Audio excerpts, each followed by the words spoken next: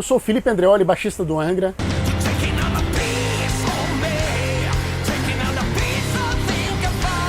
Estou aqui hoje na Galeria do Rock, na Animal Records, para mostrar para vocês o que toca na minha vitrola.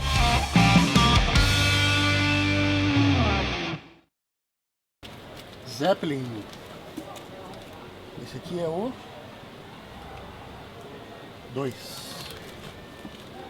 Aí o 4 também foi o que eu vi mais, evidentemente. Como o resto da humanidade todo. E o Physical Graffiti também.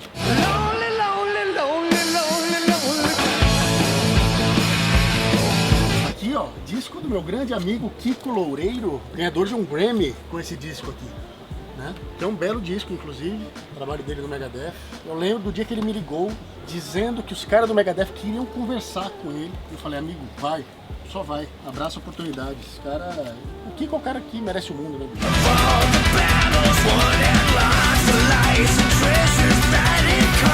Esse disco eu furei também, e eu tinha um vinil exatamente igual a esse também. Deve estar em algum lugar ainda. Cara, o que falar desse disco, né? Dos discos mais revolucionários na história do metal, o disco mais vendido da história do metal, se eu não estou muito enganado, e pra mim um descasso. Foi um dos álbuns responsáveis por me introduzir no metal.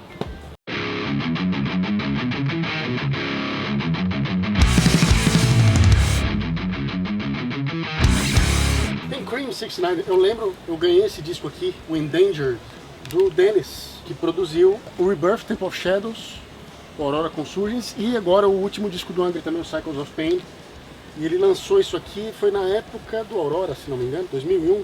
Ah não, esse é anterior até. Então ele deu esse disco pra gente logo que a gente se conheceu. Isso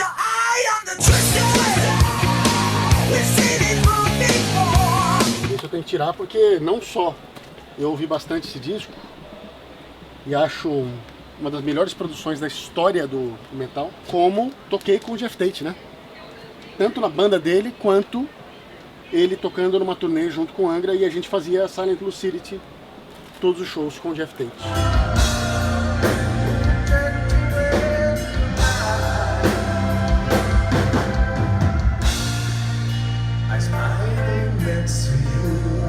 Bom, eu tô vendo vinil aqui, mas de rabo de olho eu já avistei ali, ó, CDzinho do Soto, né? O Soto tem um grande significado na minha vida, porque eu toquei o ano passado com o Sons of Apollo, e por um convite do Jeff Scott Soto. E essa banda aqui é só de brother meu, basicamente, que é o Edu Cominato, o BJ, o Babum e toda a galera, se bem que aqui acho que não é o Babum no baixo, aqui deve ser o Dave Z no baixo, que infelizmente faleceu. Um grande disco de uma grande banda de amigos, então eu separo esse aqui também.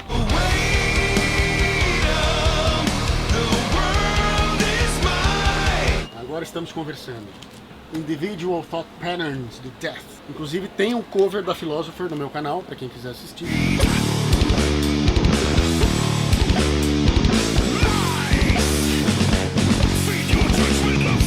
Eu tive a alegria de conhecer o Steve DiGiorgio, e não só conhecê-lo, como descobrir que ele também é meu fã. A gente tocou no mesmo cruzeiro, no 70,000 Tons of Metal, ele tocou com o Testament, eu toquei com o Angra, e a gente não se encontrou lá dentro, porque, bicho, são 3.500 pessoas, é gigante.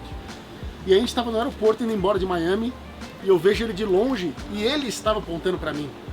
E ele falou, assiste seus vídeos, você é foda, não sei o que lá. Eu falei, para, bicho, eu que sou seu fã. AC/DC, tá aí uma banda que eu acho que nunca pus pra escutar em casa, mas sempre que toca me agrada. Accept já não é minha onda. Ace Frehley, bom, eu não conheço o trabalho dele solo.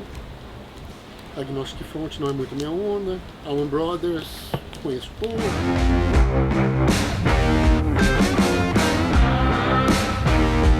Arch Enemy, bandaça também. Deceivers, acho que eu não ouvi esse.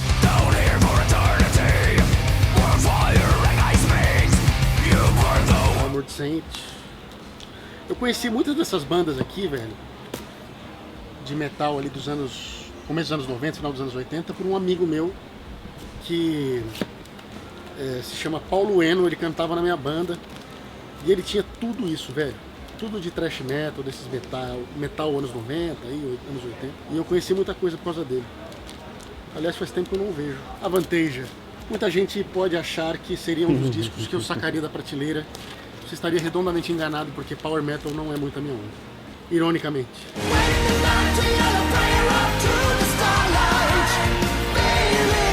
Tem os discos que chamam atenção pela capa mesmo, né? Antigamente, a gente fazia isso aqui com tipo 13 anos de idade, e sem conhecer as bandas, muitas vezes você pegava uma capa dessa assim, intrigante aqui, e comprava o disco por causa da capa. E aí depois você ia descobrir se você gostava da música ou não, né?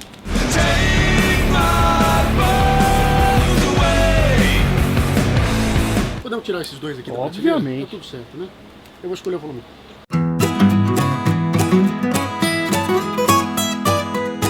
Bom, essa minha seleção aqui é uma seleção diversa de certa forma, apesar de ser tudo bem calcado no rock metal, né? Começar aqui pelo Soto, projeto do Jeff Scott Soto, com uma banda basicamente de brasileiros, né? Meus amigos Edu Cominato, BJ, já passaram por lá o Léo Mancini, o Babum, toca com ele também. E um descasso, muito bem produzido, inclusive ele é coproduzido pelo Edu Cominato, que é o batera. E o Jeff, como eu já falei, tem uma importância muito grande para mim, porque ele me deu a oportunidade de estar tocando com o Sons of Apollo ano passado. E ele foi um grande incentivador e um dos caras que realmente fez o negócio rolar, falou de mim pros caras, entendeu? Que de repente não me conheciam tão bem, e fez essa ponte, né? Então, e isso é um disco muito bom, não só pela gratidão ao Jeff e por ter meus amigos, o disco é excelente. De grandes músicas, de grandes melodias, ele é moderno, mas tem aquela veia do hard rock, então, bem legal.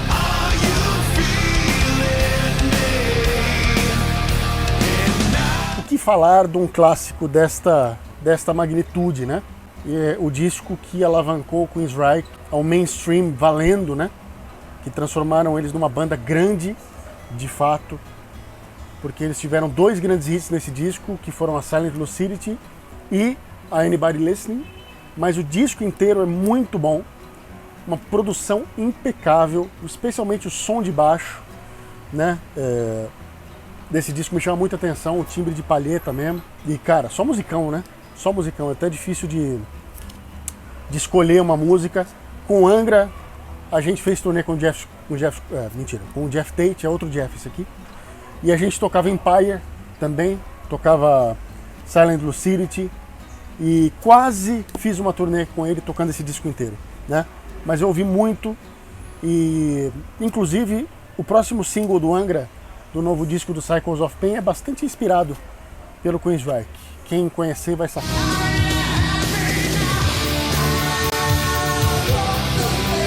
Esse aqui é um dos meus discos favoritos da minha grande banda do coração, que é o Metallica, Black Album, e foi o disco que me introduziu não só ao Metallica, mas ao metal como um todo, né? Naquele boom ali do 91, 92, quando a banda simplesmente explodiu, foi ali que eu conheci o Metallica e a partir desse disco é que eu fui conhecer os outros discos do Metallica e virei fã incondicional da banda, minha banda de cabeceira totalmente. Mas esse disco, ele é muito, muito, muito bom. Ele tem um som que foi tão foda na época, né? Tão bem produzido, que ele até hoje, tipo 30 e X anos depois, ele é referência. E as composições, enfim, tudo, os clipes que eles fizeram na época, a revolução do mercado, o tanto que vendeu e o tanto de gente que eles trouxeram de fãs novos pro metal, né? E que a partir do Metallica foram conhecer outras bandas. Então, assim, um disco de suma importância, não só para mim, mas para o mercado e para o metal como um todo.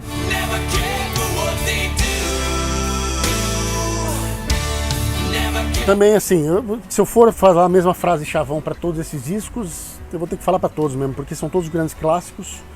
Volume 4 do Black Sabbath, banda seminal do metal, um dos discos seminais do metal, um dos discos que deu origem a várias outras bandas de metal. E embora eu seja um cara mais novo, né? Esse disco ele é originalmente, eu não me lembro, mas é fim dos anos 70. Eu não era nem nascido, provavelmente quando ele foi lançado, se eu não estou enganado. E o Black Sabbath, assim, tá lá no marco zero desse estilo, e esse disco é um dos grandes representantes. E o Geezer Butler, né? O que falar dele? Eu como baixista não posso deixar de mencionar, porque é um cara que, apesar de não ser um baixista conhecido pela virtuose, por ser um cara super, super técnico, como eram outros caras até da época dele e de antes, como o próprio John Entwistle e outros caras, John Paul Jones e tal, mas a assinatura de som e o tanto que ele contribuiu para o peso do Black Sabbath, porque o peso do Black Sabbath não está numa categoria daquele peso moderno que a gente está acostumado, do super drive nas guitarras e a bateria que é um canhão. O peso do Black Sabbath está na maldade dos riffs, dos arranjos, como é que eles tocavam, às vezes arrastado, né? E a cozinha era grande parte disso e, portanto, também o Geezer Butler, que, enfim, é o cara, né?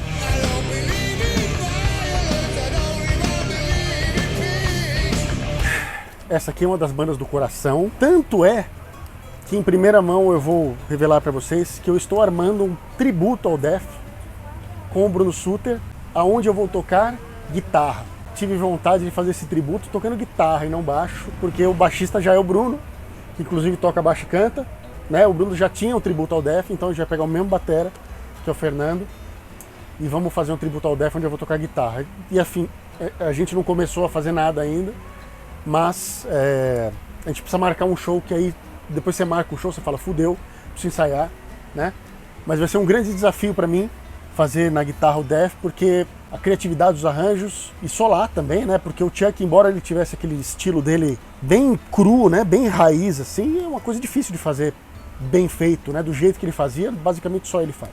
Infelizmente eu fui conhecer melhor o Death já perto da morte do Chuck, com o Sound of Perseverance, mas a partir do Sound of Perseverance foi que eu fui ouvir os outros discos, e aí quando eu cheguei aqui e ouvi o som do Fretless do Steve DiGiorgio, eu falei, isso aqui é outro nível, realmente. E pra mim, assim, o meu representante favorito do death metal, e uma banda que tem, claro, toda a carga do death metal, mas que empresta um pouco do prog, que eu também sou apaixonado, tem a velocidade, tem a agressividade do vocal, tem a temática das letras, tem os arranjos muito inteligentes, os caras tocando muito, entendeu? Então tem de tudo que eu gosto aqui, o peso, a técnica, descasso, sei lá, não tem nem o que falar. E como já disse, ouçam a minha versão de The Philosopher no meu canal.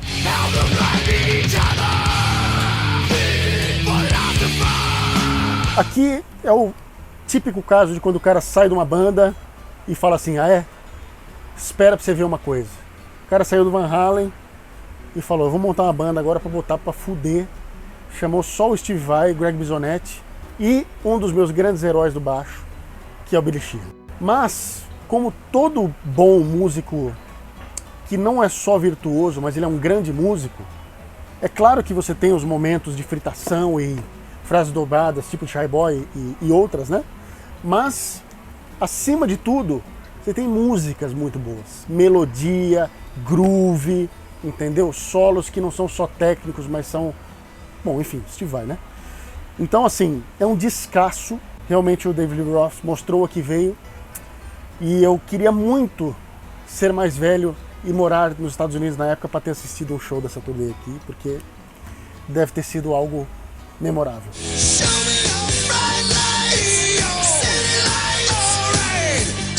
E dessa lista aqui, talvez junto com o Black Album, um dos discos que eu mais ouvi, que é o Pornografite do Extreme, como muito bem comentou o Barba, é uma banda injustiçada, porque eles ficaram conhecidos por baladas, especialmente a Modern Words, mas também Wholehearted e outras, mas a verdade é que eles têm peso, têm groove, e assim, tem partes super técnicas. O Nuno é um dos meus top 5 guitarristas favoritos do planeta, e todos eles são excelentes, e os discos muito bem produzidos. As composições, cara, são coisas assim de aula. Esse disco é uma aula de guitarra.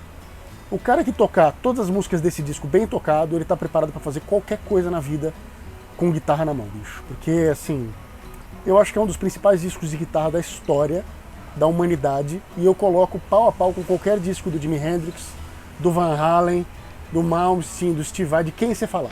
Coloco na mesma prateleira, porque é não só muito bom, mas também revolucionário o que o Nuno fez na época, em termos de timbre, de técnica, de groove, de timing, fraseado. É óbvio que ele bebe muito na fonte do Van Halen e de outros guitarristas, mas tem coisas que só ele faz, o Nuno, e ele é o grande destaque desse disco, né? Tem que ser dito.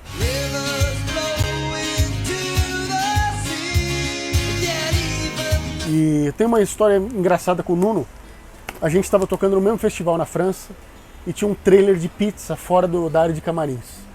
E eu fui lá pedir uma pizza e quem estava pedindo uma pizza? Senhor Nuno Bittencourt. E aí ele ficou meio puto porque o cara, o francês do trailer de pizza, estava chamando ele de Nuna. Nuna, sua pizza está quase pronta. E aí ele tava tipo meio puto, aí eu virei pra ele em português e falei, complicado, né? Aí ele virou pra mim e falou, pois é, complicado. E essa foi a minha conversa com o Nuno Bittencourt, e depois tirou uma foto e foi assim.